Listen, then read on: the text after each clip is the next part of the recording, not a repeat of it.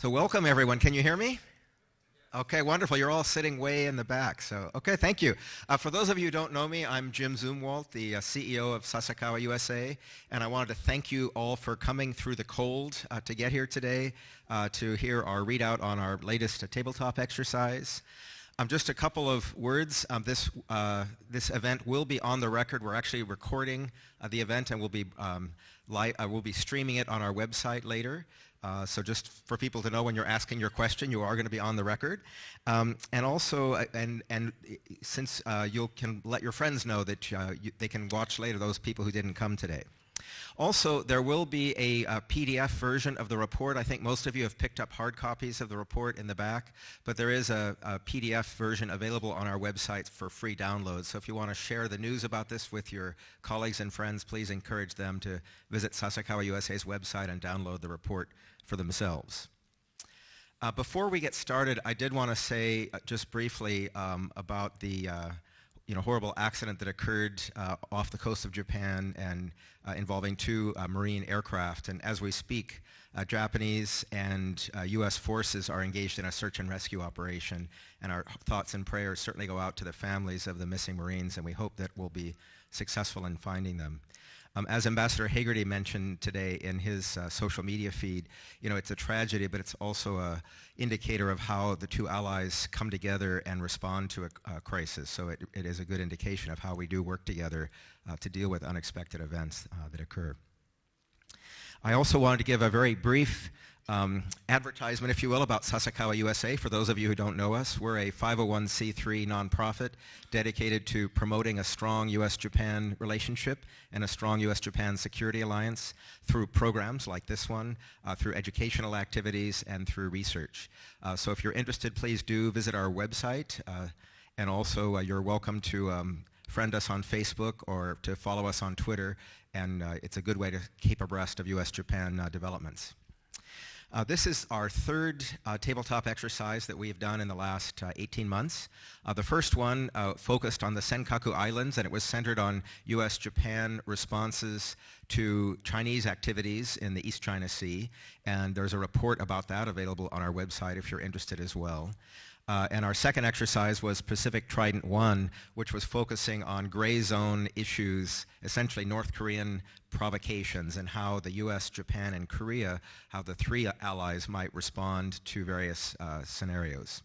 And this tabletop exercise was focused more on diplomatic, political, and economic challenges, including sanctions evasion and other kinds of issues. So while it was testing the same alliances, it was a very different kind of problem set that we were presenting to the Japan, US, and Korea teams. So without further ado, let me introduce Admiral Dennis Blair, who's going to be talking about the exercise, and then also I would like to have come up on the stage Ambassador Mark Lippert, who was on the U.S. team and played the President and the National Security Advisor, kind of a schizophrenic role he had to play there, and General In-Bum Chun, who was on the Korean team, and General Isobe, who came down from Harvard University, and he was on the Japanese team. Well, thanks very much, Jim, and thanks everybody for coming to this modest little room that we are using for the exercise debriefing. And I would add that in addition to those of us on the stage who participated in the exercise, we also have, representatives of the Chinese team with Roy Camphausen and Bud Cole. We have our assessor, author of the final report, Admiral Mike McDivitt here, and I may have missed somebody, but we have people who participated in many different aspects of the event. And back in the back, we have Steve Natarnicola and Mike Taylor from the Lockheed Martin Lighthouse, who are really the ones who put on the TTX and kept us all straight. So I think we can handle almost all questions about it. I'm going to start off by giving you a quick run through on what happened during the exercise. It was 2 days of exercising that simulated 6 months worth of time, and then we'll have comments from the American point of view, the Japanese point of view, the Korean point of view, and then we'll open it up to a general discussion. So here is the overall setup for the exercise, and as Ambassador Zumwalt mentioned, our objective in all of these exercises is to try to present challenges to the U.S., Japan, and increasingly the U.S., Japan, and Republic of Korea for crises happening in Northeast Asia. The first day that we exercised was concentrating on sanctions evasion by the North Korean team. We said in the exercise that they were down to about 9 months' worth of foreign currency reserves, and they had to take some action to deal with that situation. On the bottom there are the actions that they took to try to get more hard currency so that they could continue financing their trade account deficit, which they run. But they hid this activity beneath a flurry of individual diplomatic offers to all of the countries around them in a pretty clever strategy, which I think is quite realistic. Here's how the other countries handled it. Initially, there was a good deal of confusion and individual play by each of the countries as they tried to figure out what this all meant to them, and then to consult with each other. And interestingly, in dealing with this diplomatic onslaught from North Korea, none of the countries really took advantage of the desperate economic conditions facing North Korea, but became quickly pretty involved in the North Korean tactics. So in that sense, as often happens in our history of dealing with North Korea is able to throw enough smoke in the air that they can hold on to a tactical advantage. Eventually, the United States and its two allies in the region did put together a coordinated response, which the elements of which are shown here on the slide. But again, it was a reactive response. It wasn't really pressing North Korea and pushing the economic advantage which the sanctions had built. North Korea reacted by deciding that it was an unsatisfactory response, and they were going to go back to some of the old playbook and try some provocations, give the other countries a taste of what had gone on in 2017, 2016. And of course, as it always does, this galvanized the opposition to North Korea, finally got them together to have a much stronger reaction against North Korea, but again, not really pressing their advantage. The second day, the signs of unrest began to show in North Korea, as shown on this slide. The last two listed here seemed to be serious events, a strike at a steel plant, and one of the divisions in the Northern Corps actually walking out of its garrison. But interestingly, these took place up in the northern part of North Korea, which is the place that North Korea sends all of the North Koreans of questionable loyalty. And so this is sort of where North Korea would expect there to be trouble, and this is where later on they showed no mercy to their fellow citizens. The North Korean team stayed brutal with their own countries, and as long as there weren't signs of trouble in Pyongyang, then he felt that he could handle it. The other countries, it was the Republic of Korea team that initially assessed that North Korea would be able to handle the situation, Kim Jong-un would stay in power. The other countries, China and the United States in particular, began to think about what if this thing spirals out of control, what if it turns into a coup, began contingency military planning, and this really affected their approach to dealing with North Korea. And as it turned out, faced with this prospect of real North Korean instability, faced with the prospect of one of the other countries taking advantage of this situation to increase its own influence in North Korea, all of the other countries, all 5 other countries, settled for keeping North Korea stable, and in fact, all the countries were happy to help Kim Jong-un stay in power, control his country, and of course remain a nuclear power. So although North Korea did not gain relief from the sanctions, although they did not really improve their fundamental economic situation, they were able to deflect attention from their desperate economic circumstances. They achieved a certain increase in their acceptance as a state, and they felt pretty good about themselves as they emerged from what was 6 months of gameplay. So that was what happened in our 2 days of exercising, and now let's turn to those who participated on the three major teams that we were interested in, and we'll start with former Ambassador Mark Lippert, who, as Ambassador Zumwalt mentioned, played the roles of the President, the National Security Advisor, the entire national security staff, and did it all very well. Ambassador Lippert. No, thanks, Admiral Blair, and thanks to Sasakawa, and thanks to colleagues from Japan and Korea for participating. It was, I think, a very interesting and enlightening exercise. Just two disclaimers to start. I'm not speaking on behalf of the Boeing company, although I work there. I'm speaking on behalf of myself. And second, I do have to leave a bit early, so I apologize for that in advance. First, let me just state the obvious, but I think it's useful to remind friends that I think exercises like these are absolutely essential. And I know that some will say, well, why are you doing this, and are you warmongering, all of that.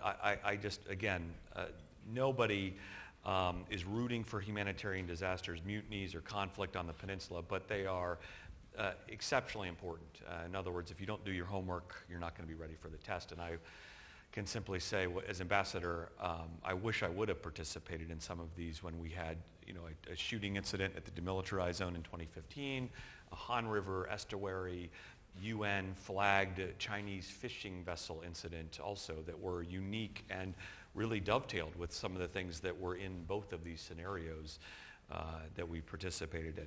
Second, I just wanted to say that I think the players really tried hard to accurately reflect the government positions, not their own personal views throughout the time. And I really, as a result, I felt the game really did have a lot of reality to it. Third, what I would also mention is that I think the players were very experienced, and as a result of trying to accurately reflect the government position and having deep experience on the issues, you ended up pushing the envelope and getting into complex graduate level scenarios that dovetailed nicely with the game. So I think it was, again, a really worthwhile exercise. To my observations, what I would say as leader of the U.S. team, it's in the report, and I won't belabor it long here, but trilateral cooperation is key. There's no doubt about it. It makes an impact throughout the entire exercise when there's alignment between Seoul, Japan, and Washington. And when there's not, it has a reverse, significant reverse effect. Second, I think it follows from one, the North Koreans with relatively small gestures, where we are today, can split the other five parties fairly quickly, fairly easily. And if you're not careful, on the U.S. side, we would find ourselves isolated. I think the best example during the game was the decisions around to commit humanitarian aid on an ongoing typhoon. While we were still discussing, virtually everybody else had signed up for aid, and there was already a conversation ongoing about how to deliver said aid. And we found ourselves very much on the outs. And I do think that really does belie the reality of the situation here today as we find it on the peninsula. A sub-bullet under that is that the North Koreans do have some significant cards to play. And everything from nuclear weapons, missiles, WMD, abductees, inter-Korean talks, strategic real estate, raw materials. And as they play these cards, it does essentially cause the interests of the other five parties to shift. And you have these mini coalitions that may or may not develop. And it's something that is, I think, relatively new, I think, following an era, what I would say, of more or less unity around sanctions and pressure over the last couple of years. So we're now back to shifting at least mini coalitions. And then the report mentioned this, but I want to underscore it.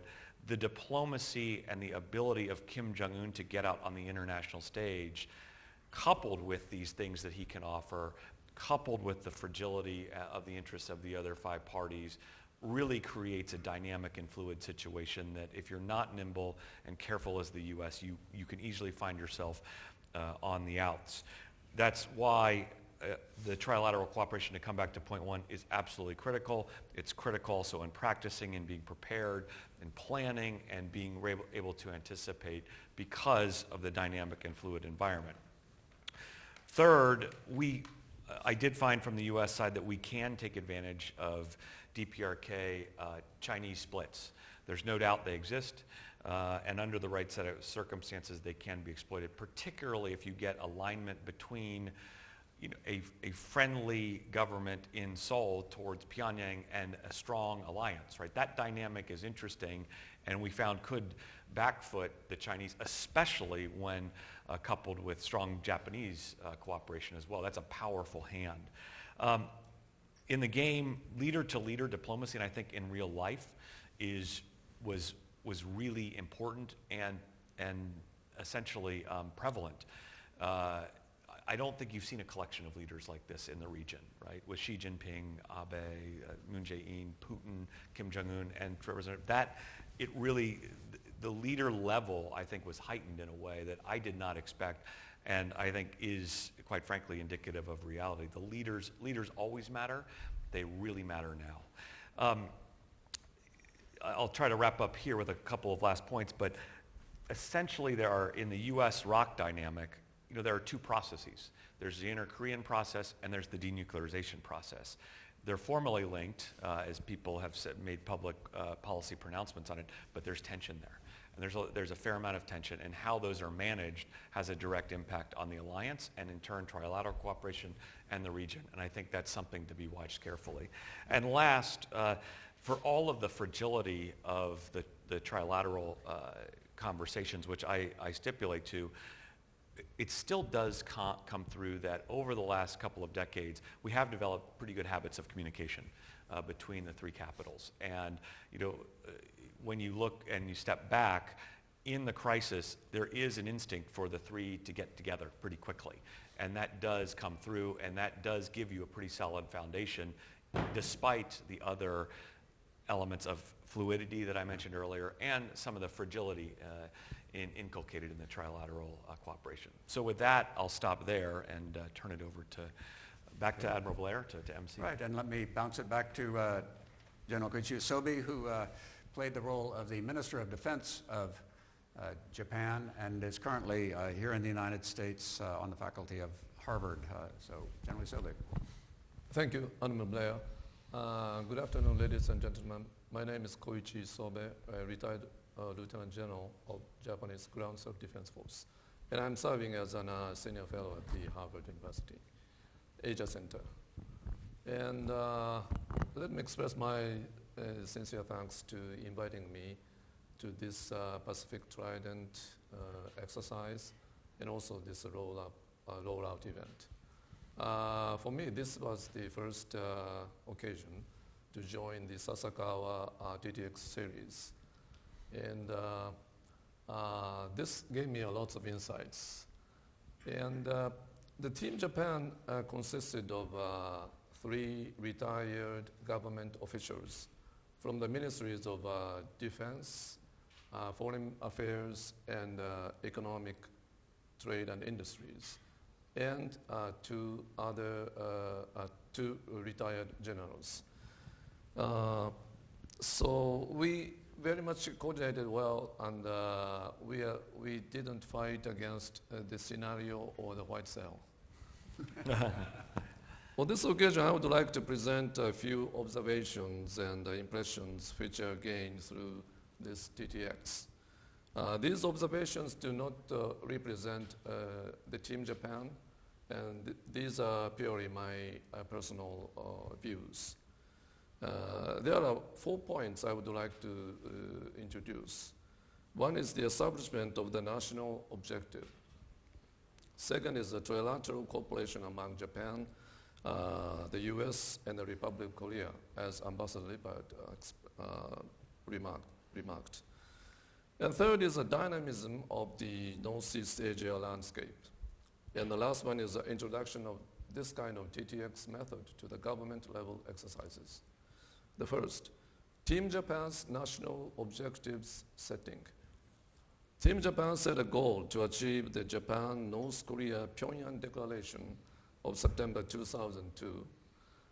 This is a unique agreement between the two governments, which seeks to normalize bilateral relations through comprehensively resolving outstanding issues of concern, such as the abduction of the Japanese people, missile and nuclear issues, as well as the final settlement of the unfortunate past.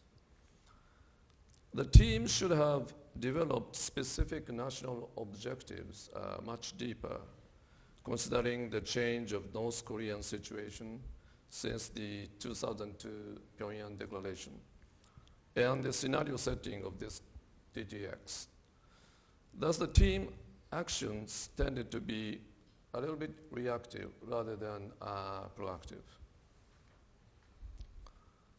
Second point is trilateral cooperation. The current bilateral political relationship between Japan and South Korea is not good, very chilled. And this situation benefits neither side. I do not want to raise political issues here because such discussions would divert the debate from the initial objective of this rollout event.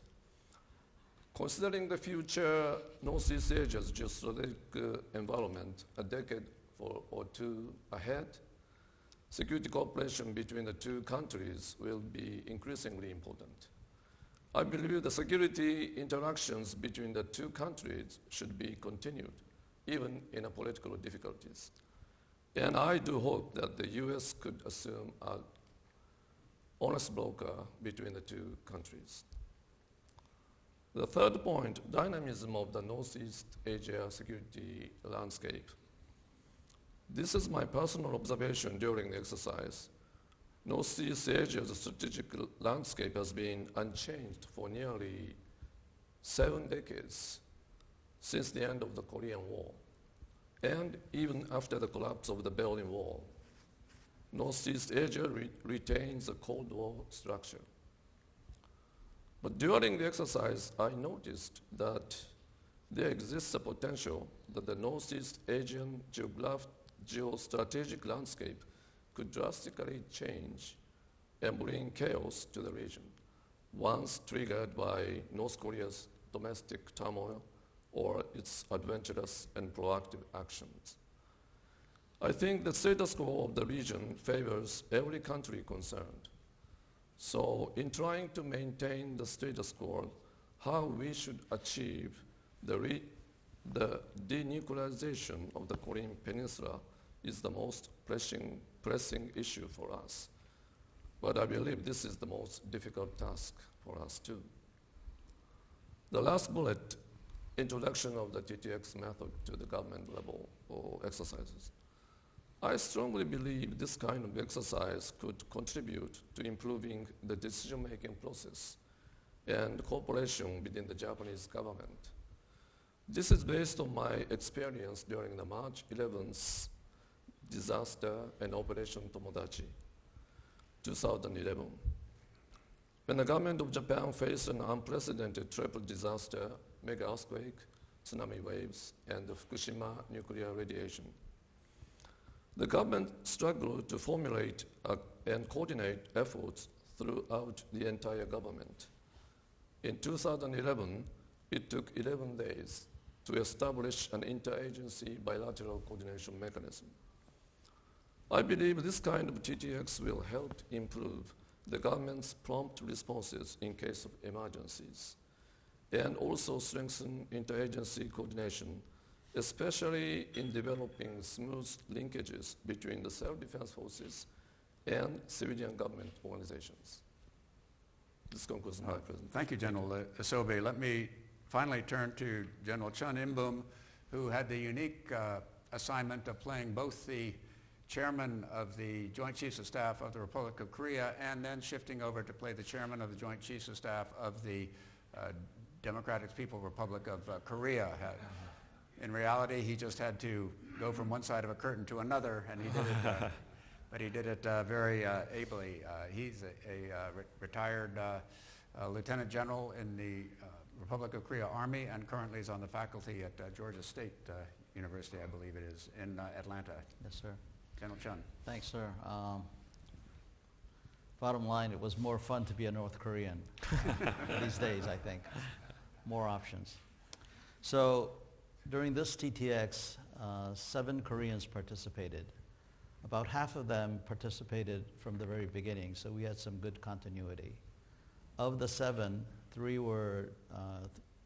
had backgrounds from the diplomatic and security arena.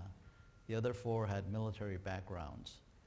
They were quite senior in their real-world positions in the Korean government. We were directed to be as realistic to the present government in Korea. And to be honest with you, I thought the caliber of our team was better than the present government, but what can I say? I'm biased. So Admiral Blair explained to you the 2-day scenario, but during this scenario, the Korea team's objective was to stabilize the situation. Now, this statement seems very obvious, but what we did not do was we did not focus on using the situations that we had to achieve unification. This is a very different attitude from before days. We were not looking for instability in North Korea or whatever was happening there to achieve our goal of unification. This was not an objective for us, but it just came naturally. Also, I must be honest in saying that our goal was not denuclearization either. Our goal, as stated, was to stabilize the situation and try to work out and avoid some sort of shooting war kind of conflict. In order to do this, we basically had 3 strategies that we worked on. Number 1 is we wanted to have close, strong relations with our allies, especially with the United States. Secondly, we relied upon the United States to take care of other neighbors like the Chinese and the Russians. If the Chinese and Russians had any issues with the situation at hand, we were hoping that the United States would be able to take care of these 2 great nations that are neighboring us and that would affect us. And thirdly, we tried to make sure that the military security situation on the Korean Peninsula was a foundation, that it was strong, that there was no seams in that aspect. On some of the personal observations that I had as a person who had attended all 3 of these TTXs, maybe because it was not a shooting war, I felt that the Korea team had less interest in cooperating with our neighbors as before. And if you look at the situation, although it's not a shooting war where you don't have people dying off and being dismembered, the situation that we had dire consequences nonetheless. So maybe it's because it's human nature that because the situation is not a shooting war, that we tend to forget how important it is, even though we set it as a strategy, a policy decision, that we do not seek to cooperate with our allies as much as we did. And this was not just the Korea team. Compared to the first and second TTXs, I noticed that the US team, the Japanese team also did not reach out to us as before. So I think this is something that we need to think about. If it's just human nature, we need to overcome this human nature and make sure that we consciously put more effort to cooperating, which leads to the second observation, which is similar to the other observations by the US and Japanese representatives here, which is the importance of cooperation. And whatever Sasakawa Peace Foundation was trying to do in the earlier stages of this TTX. If you look at the reality right now on the Korean Peninsula and across the straits in Japan, between our two countries of Japan and Korea, we are at a crisis situation. Some people are saying this is the worst diplomatic crisis in 70 years. And I think that it's because of this situation that Sasakawa Peace Foundation and other organizations must work very hard to enhance, continue these kinds of TTXs or other kinds of projects so that the three countries can cooperate and maintain some sort of goodwill relationship. And the only country at this point that I see that can do this is probably the United States. So to me here, I have the pin that a lot of us Koreans and Americans enjoy wearing. We have on the one side the American Stars and Stripes, and on the other side the Korean flag, the taegukgi. Maybe in the future, sir, we should have the Stars and Stripes in the middle and the Korean flag and the Japanese flag on each side, because this is going to be very important and will remind us that's the kind of real alliance and friendship that we will need, and this is a real world challenge that I think organizations and personnel like us need to work on. Thank you, sir.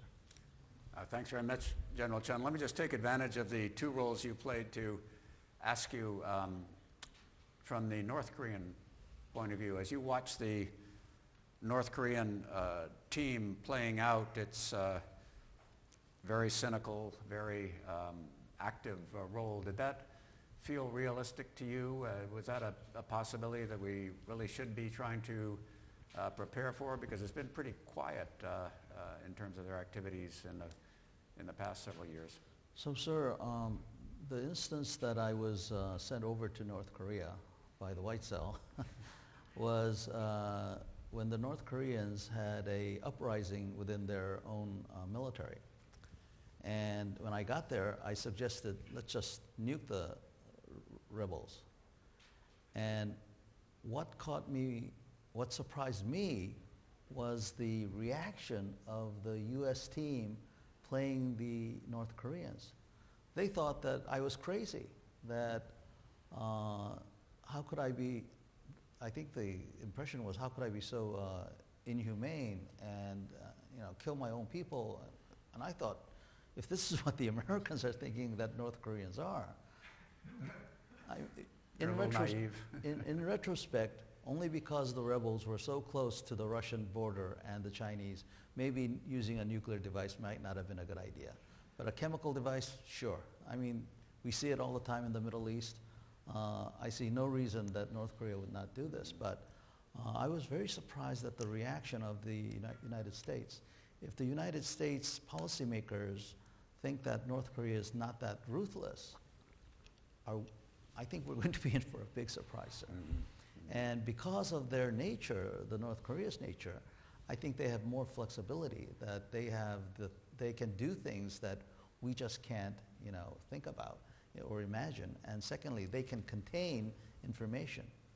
Let's just say they used chemical weapons and killed 10,000 or 30,000 rebels. Who would know, really? So those were the first impressions that I received. Thanks very much. And I noticed in the room looking out that one other team participant joined us, Clint Miller, who was the deputy of the White Cell. Clint, thanks, welcome. And so we've got plenty of people who saw how the sausage was made. I'm going to open it up now to comments and questions from the floor, and I'm just going to project on this screen while we're talking the final 6 recommendations that came out of the study. They're at the end of your copies of the report that you had. So you can read these faster than I can read them. So keep them in mind, and any questions about them are of course welcome. But let me open it up to any questions, and if nobody has one, I'm going to ask Jim Prisrup here, who has been thinking about these issues for a long time, to start us off. Jim? Well, I guess and we've got a microphone coming up, I think. Yep. and how the game evolved to get to the conclusion that stability, that this was the key element, and as the key objective was to stabilize the situation. Is that microphone on? I can barely hear you, Jim. Is it? Or can we get a little more volume on it, please? Arrow, we'll get some help from over here. Go ahead again. Oh, okay. Well, I guess I was interested in how There you go. the process that led to the conclusion that we were going to stabilize. The stability was the key objective throughout this. Why was there no interest? What was the dynamic that held us back from trying to end North Korea, to resolve nuclear crises, and et cetera? Yeah, I think what happened was that in addition to just a general worry about chaos, loose nuclear weapons, huge refugee flows, lots of really messy situations that would be hard to deal with, I think the factor that came up quite quickly was that China appeared to be ready to move quite quickly, even with a large military intervention into the northern part of North Korea. And China looked down at the Combined Forces Command, the United States particularly, with the Republic of Korea, and saw them begin to think about moving north. And I think when both sides thought that this might result in large Chinese troops in the north, Combined Forces Command troops in the south, without any understanding having been reached on buffer zones or rules of engagement or any of that, that sort of added an additional element of caution to their thinking, so they weren't ready to jump quickly. And then when it gradually became clear that the North Korean regime was on top of it, and that the insurgency was not changing into an actual coup or big revolt, and everybody sort of said, that was better than it could have been. So I think that's really sort of coming up to the reality of we haven't really worked it out with the other countries. As you know, over the last couple of years, Americans have been talking to Chinese about, reunified Korean Peninsula is in both of our interests if it's really handled the right way, and we have an understanding that neither side will take advantage of it, but that both sides will do it. But in this case, I think the level of mistrust, particularly between the United States and China, had reached the point that that added to it. Mark, do you have anything to add as you all evaluated this from the U.S. point of view? Stretching my recollection here with two small children and no sleep. So I think what I would say first was there was a bit of a bandwidth issue in terms of we just became so focused on the crisis, it was hard for us to negotiate in turn denuclearization. There was bandwidth in terms of all that was going on with the potential mutiny, humanitarian assistance. Basically, the near term grounded out opportunities for serious negotiations, although probably if the exercise had continued on for another move or two, we were trying to use the situation to vector ourselves into a better negotiating position. That was definitely on our mind. I think the second issue there was, as this is game player Mark Lippert talking, not Mark Lippert, actual person, we did want to go out to the mutinying element and try to establish contact. But we also were wary on our side that me playing the president and the national security advisor, the president has a strong relationship with Kim Jong-un he wanted to protect. So we were trying to have we tried to cut the baby a little bit and send out a small team to get in contact, at the same time pick up the phone and maintain the relationship with the leader and effectively try to hedge, while then, like I said, setting ourselves up to try to make the situation one more amenable to denuclearization talks after the fact. Final point, I do think Admiral Blair is right. We were extremely cognizant, wary of, suspicious of the Chinese, and it came back to the point that I made with both. It was something that unified the South Koreans, the North Koreans, the United States, and the Japanese very effectively, and actually kind of found the Chinese the isolated party in this instance. Yeah, I'm going to turn to Roy Camphausen, who played the head of the Chinese team, if we could get a microphone over there. And it was a real contrast.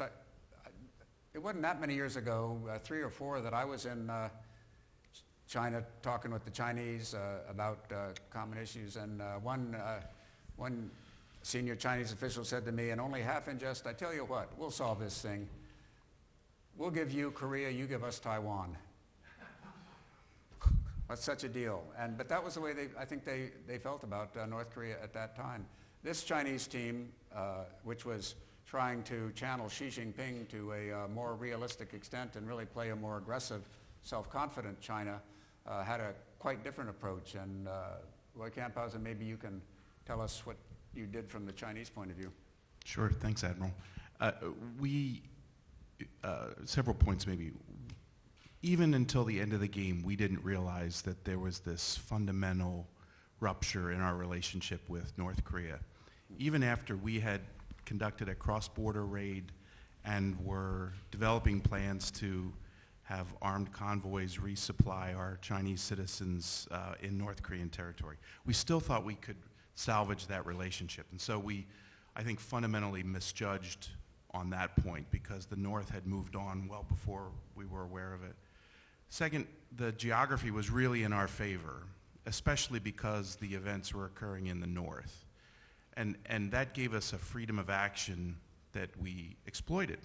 And we rationalized our decision to conduct that raid, both as the report says, and Mike did a great job of capturing this, we had both a near-term and a longer-term objective. And so there was instability that we could link to a location just inside the North Korean border, and that then gave us a pretext to move in. And we really were not constrained. Now, as Ambassador Lippert noted, we were a bit isolated in terms of our understanding of the broader interplay of the other actors. And I think over time, this would have resulted in our being constrained. But in the immediacy of the events, we had freedom of action because we were not consulting with allies. And we thought we had relative power differential with the Russians. And so I thought that was an interesting point that allowed us to get to that point. We really were thinking ultimately about if this results in a unification, how do we position ourselves to have some leverage or a seat at the table in what the peninsula ultimately, what its borders ultimately look like. And so having a foothold within North Korea, we thought would help support the development of our own leverage for that longer endgame. Mm-hmm. No, thanks. And I can remember the TTXs involving North Korean collapse scenarios not too long ago, in which most of the play was the United States and the Chinese team negotiating the terms of what the post-unified Korea would look like, where the American troops would be, how China would handle it, who would handle the nuclear weapons, in this game, the relationship between the United States and China over North Korea had changed to the point that conversation was not happening there. So I think in many cases this game brought to me that the relationships of what used to be called the six parties has changed in really major ways. And if a crisis, and it's been sort of masked by the slow pace of what's been going on, missile launches, nuclear tests, UN deliberations, and so on. So there hadn't been the bang, bang, bang that really exposes the fissures, which this game, in fact, did. So it's a new situation in Northeast Asia, and I think what it calls for is this, as we say in our recommendations here, is that the United States and its two allies, those three flags that General Chun talked about, need to be thinking about this ahead of time, because it's not going to happen naturally when things happen. A question here, sir. And there's a microphone just in back of you. Julian Barnes with the New York Times. Admiral Blair and Ambassador Lippert, what from this game did you take away as kind of a guide for how the U.S. administration should approach the Korean Peninsula over the next year? Are there any takeaways that you learned from this exercise that if the administration learned, they would do differently or double down on something that they're learning? What are some of the real world kind of changes that the administration ought to do from your perspective? I think the main recommendation from my point of view is that to take advantage of the current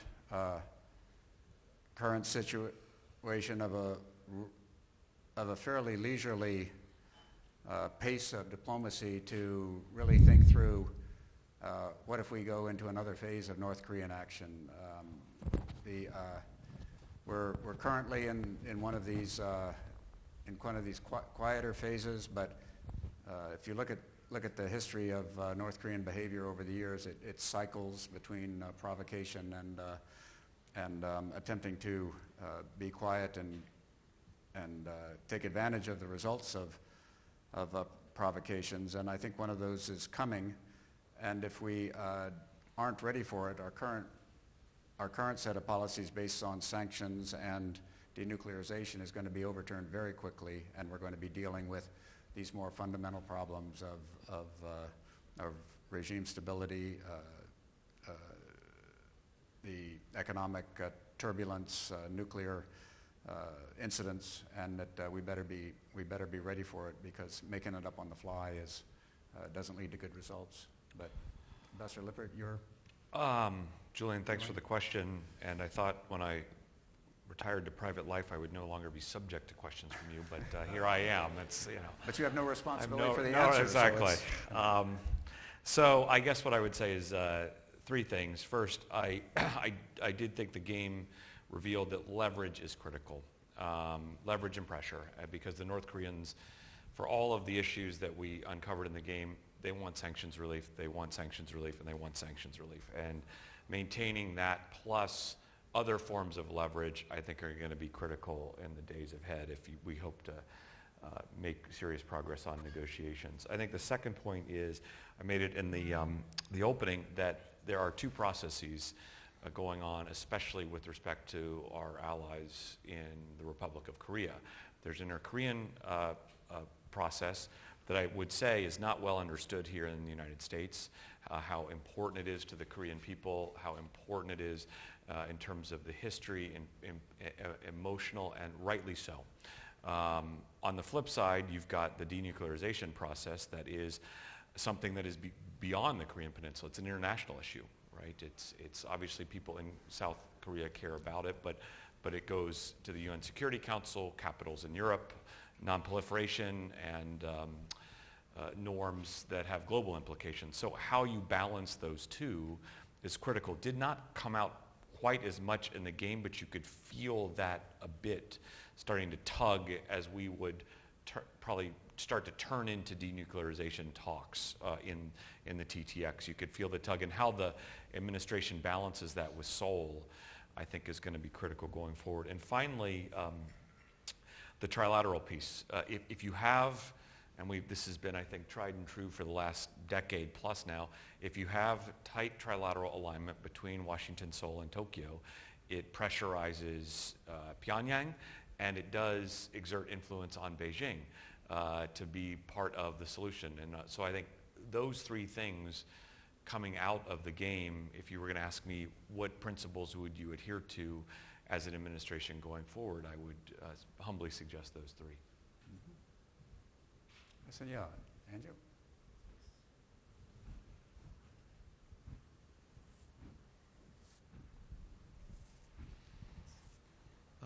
I'm Andrew Oros from Washington College. Picking up on one of the comments from General Chun in the opening remarks, could any of you comment on the special challenges that developed in the Japan-South Korea cooperation aspects of the simulation due to the kind of serious diplomatic challenges that countries are facing that General Chun mentioned?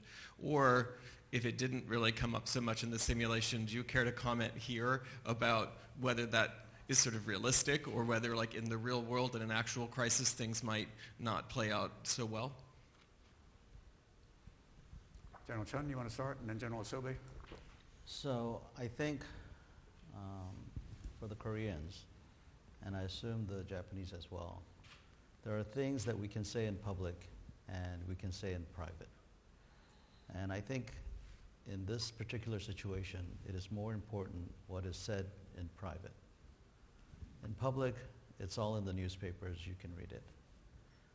A long time ago, somebody told me never fight with never get in a mud fight with somebody, because in the end, you both will look the same. So I think it would not be prudent for me for anyone to point fingers, because it does not achieve the common goal. But so I think privately, most or all responsible Koreans and Japanese recognize the fact that it is in the best interest of our two countries to have good relations. But publicly, it would be suicidal for that individual to say that. And I think it is for those reasons that we desperately need the United States to help us out in this situation. And so right now, I think for this immediate situation that we have in the real world, it's not more resolving the situation, because I think the present issues can only be come close to a resolution through time.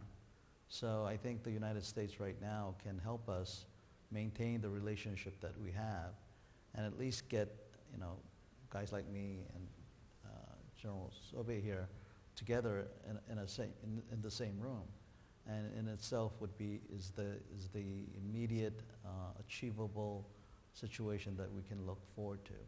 And as time goes by, I'm sure that both countries, as well as the alliance, the broader alliance, will come to its realization that it is in the best interest of all of us to have better relations. So.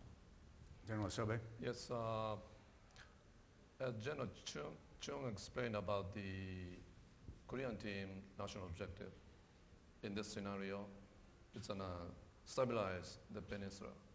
And as I explained explained that the Japanese team setting is to achieve the Pyongyang declaration. We are dreaming a different way. And I think the sticking heavily on the Pyongyang declaration doesn't create any opportunities for Japan, because the situation has drastically changed. And I think the Japanese side, need a breakthrough with the North Korean negotiation. And I think for Korean friends, Japanese colleagues, and the US, sit back and relax. And how about talking about the common interest on the Korean Peninsula in 10 or 20 years ahead? This kind of discussion is very important, because we haven't have the bilateral or planning with US are always doing very well, but actually trilateral, how about the common objective, strategic objective on the Korean Peninsula or Northeast Asia? Let's talk. This kind of a discussion is very productive in the future. So we have been so much focused on the current issues of the North Korean provocations, missile launches, like that. But we should look much farther to establish the common objective. Yeah. Professor Orris, as you know, linkage is probably the trickiest aspect in all of international relations, because people use it very selectively for what they will be doing. And in the case of Japan and Korea facing under many circumstances, a common enemy of North Korea. In North Korea, you'd like to think that cooperation would lead to better mutual understanding between those two, which would then lead them to being able to solve their own differences with one another more easily, because they've been comrades in dealing with a tough situation in North Korea. But what seems to happen both in the real world and we saw in this game, that until the crisis gets really, really bad, the historical legacy issues keep the two countries from cooperating on something that they say is in both of their interests, and they know that, but it doesn't seem serious enough to break that barrier, thereby enabling that to sort of help with the other issue. And it's just, it's really frustrating when you sit there as an ally of both of them and try to make this point and are told, yes, but politically we could never fill in the blank. And so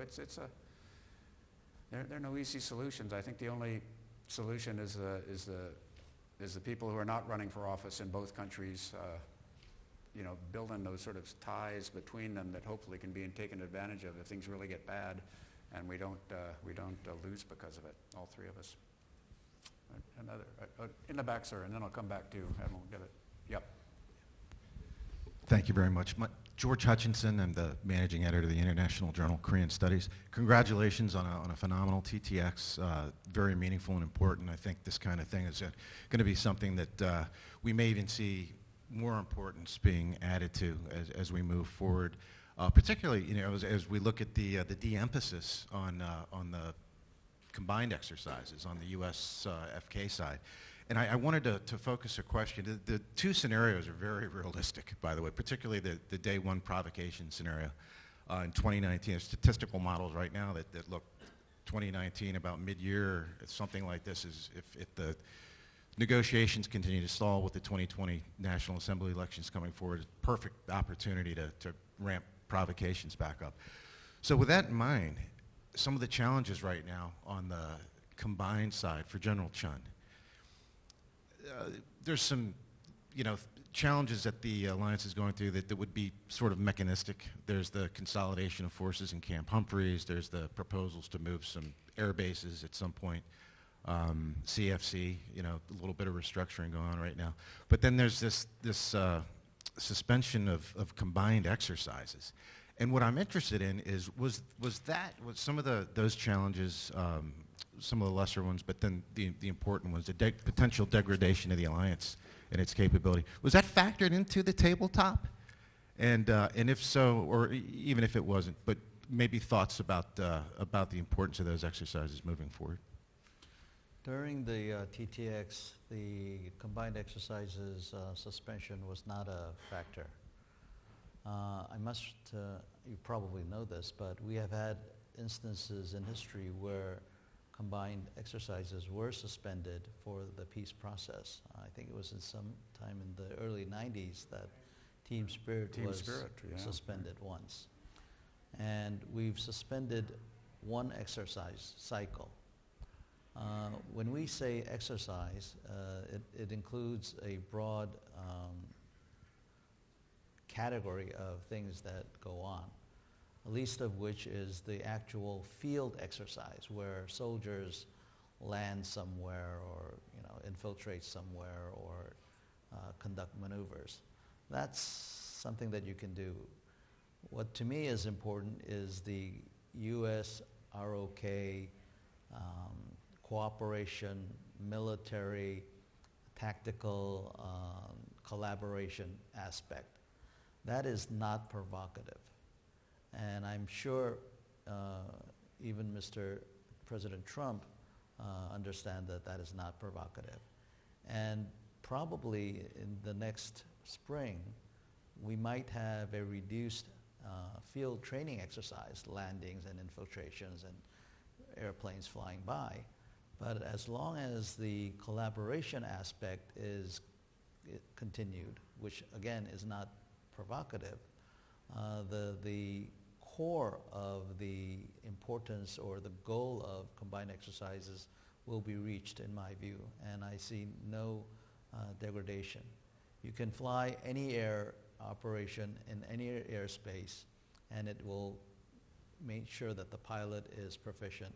You can shoot your guns anywhere, and your crews will be proficient. So, I think that kind of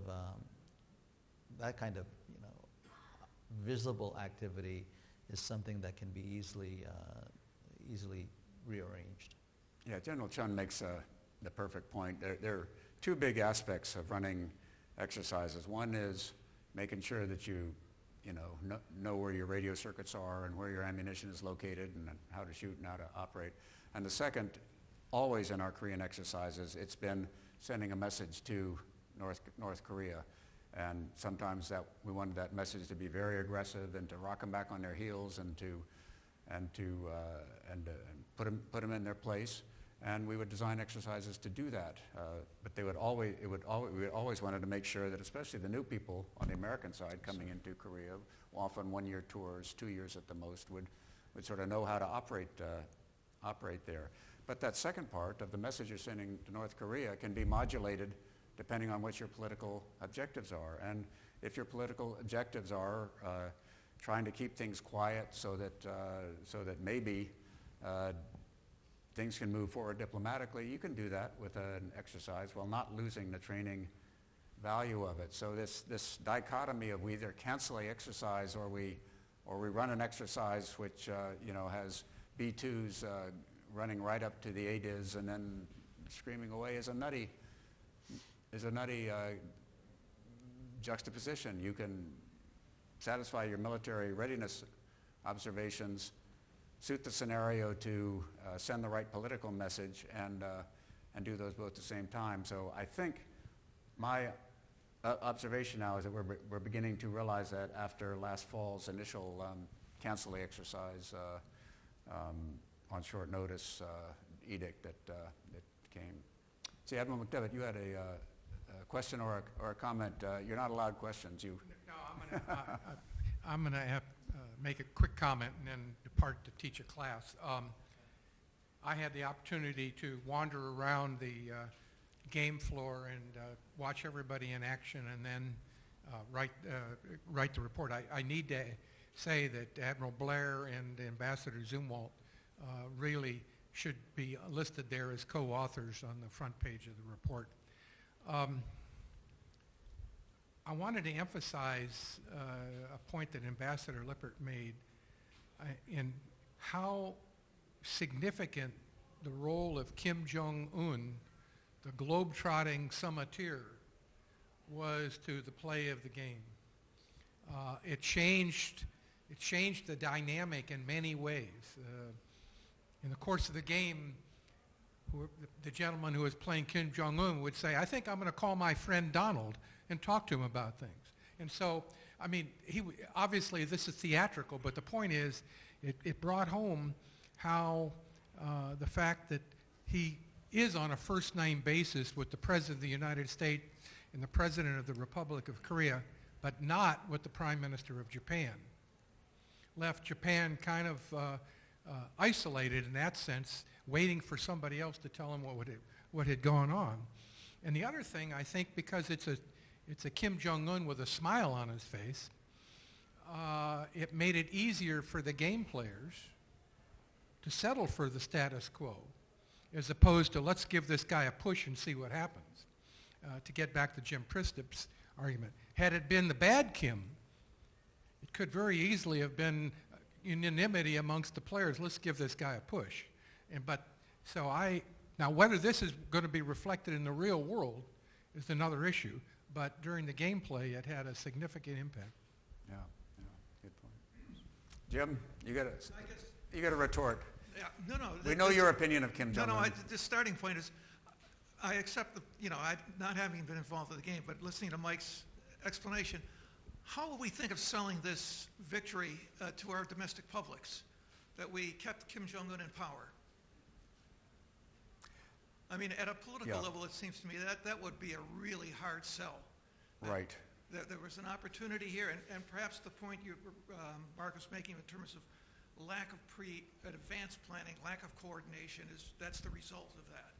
But to me, it's a hard sell. We injected some of that into the game, and that we had, from the control team, we put U.S. opinion pieces and what was going on the media. And what was going on the media was part fascination with this new kind of diplomacy. We're actually talking to North Korea at the same time there's a crisis going on. Wow, that's pretty cool. Maybe we can send a team up to Pyongyang and interview the guy. So there was that fascination. But on the other hand, there was a growing swell of informed opinion that said, wait a minute, you guys are supporting this butcher in power, and he's coming out ahead, and you haven't asked him about his nuclear weapons and so on. So we played that in domestic input. You know, there would be a press summary that was given to the U.S. teams and to the other team, but that did not overcome the national security team work and the national security problem in this the way. And I think that's pretty realistic. You know, when the intensity of the crisis is going on. Okay, yeah, Ambassador Zumwalt.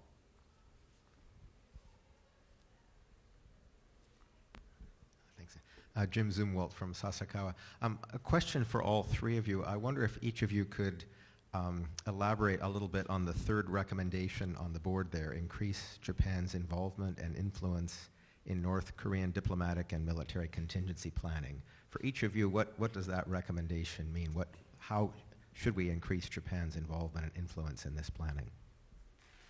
Yeah, let me start, and then and since I can read this without turning around, but the North Korea now concerns Japan to a much greater extent than it had in the past, primarily because the missiles that North Korea has and nuclear weapons can reach Japan. Instead of being a secure, relatively invulnerable base from which U.S. forces can project into Korea and can return for R&R in the tea house of the August moon and then go back again, Japan has really become a part of the theater. So Japan is understandably concerned about what's going on up in North Korea. On the other hand, right now, Japan does not have troops in the fight. Japan does not have much leverage on North Korea. And so it's basically saying, what's going on, what's going on, what's going on? This concerns me. And yet, they're not part of the internal U.S. ROK planning because they don't bring any real capability to the game aside from providing rear area support for the United States. So this has been frustrating for the Japanese for years, and it's more than frustrating now, it's dangerous for them.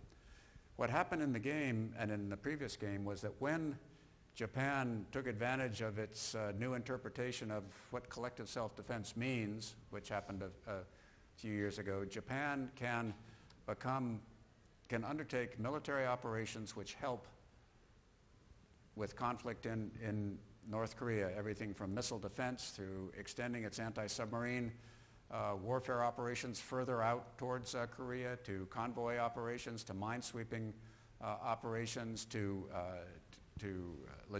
logistics and other kinds of support. So Japan can become more involved militarily in dealing with a North Korea real military crisis or conflict.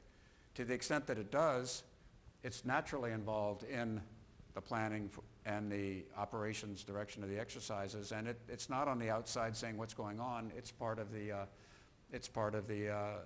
team that is playing in the game, and so it knows the plays that are being called in the huddle. And so that's what many of us who've been involved in this U.S.-Japan-Korea relationship have been working for. And I was happy to see that in the game, when this happened, when Japan did push forward with military capability that would help deal with North Korea, Japan was naturally included both at the military level and at the policy and diplomatic level. So that was sort of the way it came from our point of view. But General Isobe, you experienced it this game, but not the previous game. But you even saw it this game. Yes. So in my recognition, my personal view is that Japan is no longer a real area for the Korean crisis. So Japan is actually directly threatened by the North Korean intermediate ballistic missiles and possible infiltration of the special forces like that. So, and since the inauguration of the Prime Minister Abe's second term, the Abe administration energetically tackled with the legislation of the peace and security legislation, which enables to exercise the partial collective self-defense right. So I think Japan has prepared in terms of the legal basis and the capability. So the issue is that the information sharing with the Korean counterparts. We have already concluded with the GSOMIA information sharing agreement, and both sides extended its agreement. But I think we need a much stronger relationship with the Korean counterparts. General Isobe, are there not now some deliberations going on about the revised defense planning guidelines, which will be released here soon, which will, I think we should read carefully to see if they continue Japan moving in this direction? Yes, the new defense program guideline will be issued maybe in the middle of December this month. This month. And I'd be surprised if they do not move Japan further along the ability to play a role in regional crises. Yes. Yeah. I do hope so, and I think... we'll see. Yeah. We'll have you on a panel here to tell us. General Chun, from the Korean point of view. So I think we all know the long-term and immediate challenges that have arisen on the Korean Peninsula between the Koreans and the Japanese right now. But there are more things that we have as interest for our two countries, Japan and Korea. So the Japanese and the Koreans, we have cultural and historical ties that just can't be broken. And there are many investments that the Japanese have inputted on the Korean Peninsula, a lot of money. And if you have a crisis, you have a lot of Japanese citizens in Korea who need to be safely evacuated to a safer place.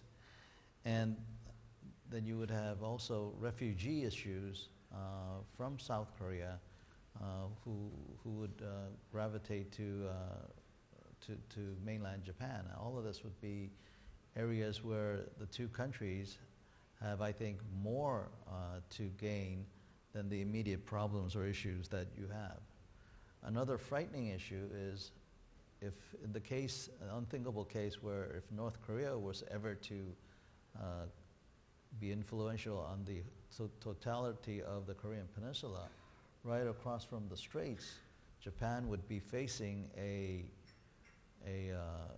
fanatical enemy that it would be worse than any kind of situation that Japan would have with South Korea. So I think these are motives for us to have a better relations. Now, we lose sight of these bigger goals because of little things that are happening right now. And I think it's important that we remind ourselves that we lose bigger things because we're looking at smaller things for smaller gains at the present. Maybe in the TTX, as we did in the first TTX, where it seemed to me that the government of Japan was very interested in the evacuation of their civilians in a crisis situation, that even before a all-out war on the Korean Peninsula, there will be many instances where Japan would need to cooperate with the Korean government as to the relocation of Japanese citizens from Korea to Japan and all of that. And that kind of scenario might be a good game to exercise and remind ourselves of the need for cooperation. Yeah, no, that non-combatant evacuation is a big one. Okay, we believe in working to objective, not working to schedule here at Sasakawa USA. So are there any, if there are no more last questions or comments, we'll wrap up what I think has been a very good discussion of a really complex and evolving set of issues.